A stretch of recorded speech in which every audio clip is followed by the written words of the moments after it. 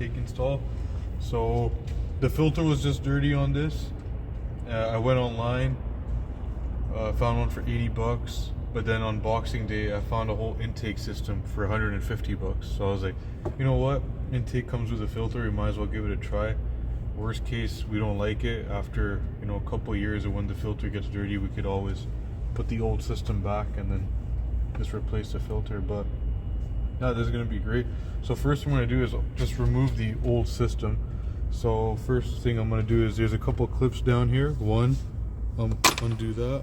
Two, undo that one, and loosen the screw over here. And then we have this hose over here. And to remove that, what you do is, you see this gray tab, you just push on it, kind of unlock it, push it in, open it up, and then we could disconnect it. This is a vent hose, so we're gonna put that to the side, and let me loosen these and then we'll pull this off. And also we have another hose over here, we could disconnect that just like that. And also I'm gonna lift this up too, and this is out. You see this tab here?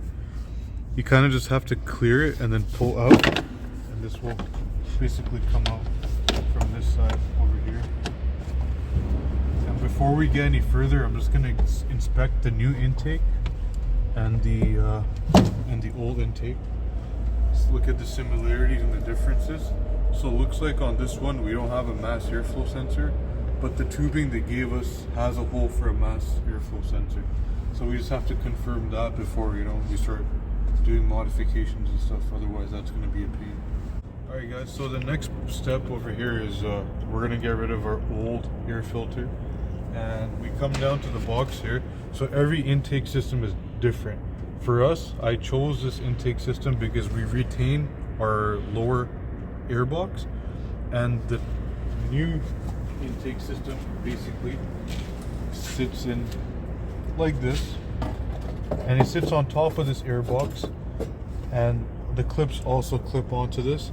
And this way what happens is we still have our stock location for our air intake to be sucking air from.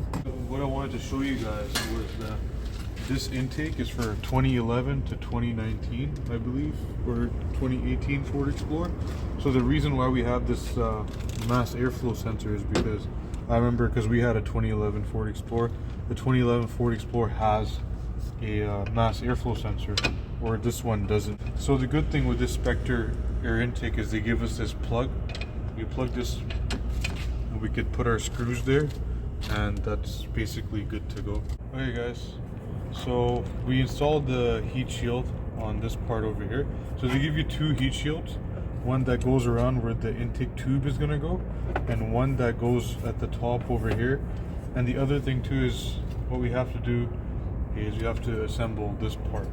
So line up the way you're gonna put your intake into your vehicle, or the heat shield. So this is gonna sit in my vehicle like this, and then this tab, that means, is gonna fit like this, because this is gonna insert into our stock air box over here and just lock the intake into place so it doesn't move around. So that's why this is gonna sit over here. After we put this in, we're gonna put the heat shield covering at the top over here.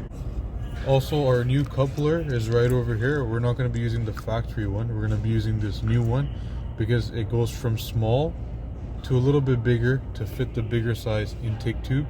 That's the only coupler we're going to be needing. Alright guys, so we're getting closer and closer to finishing over here.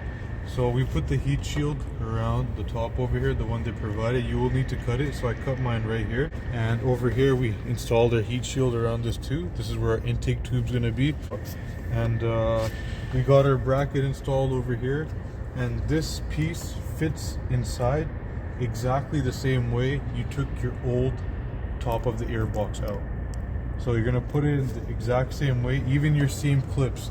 They lock this air box into place. This is why, like I said, this is why I chose this intake system, because we're not removing the lower piece of our intake. We're just removing the upper piece. We have our coupler installed over there. Now we're just gonna get the intake tube and drop it in here, do some test fits. Once we get it lined up, then we'll get going.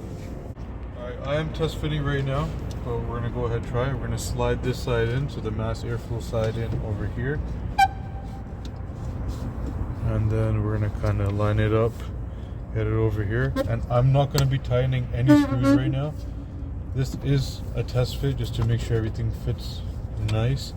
Let's put our valve over here, lock it into place.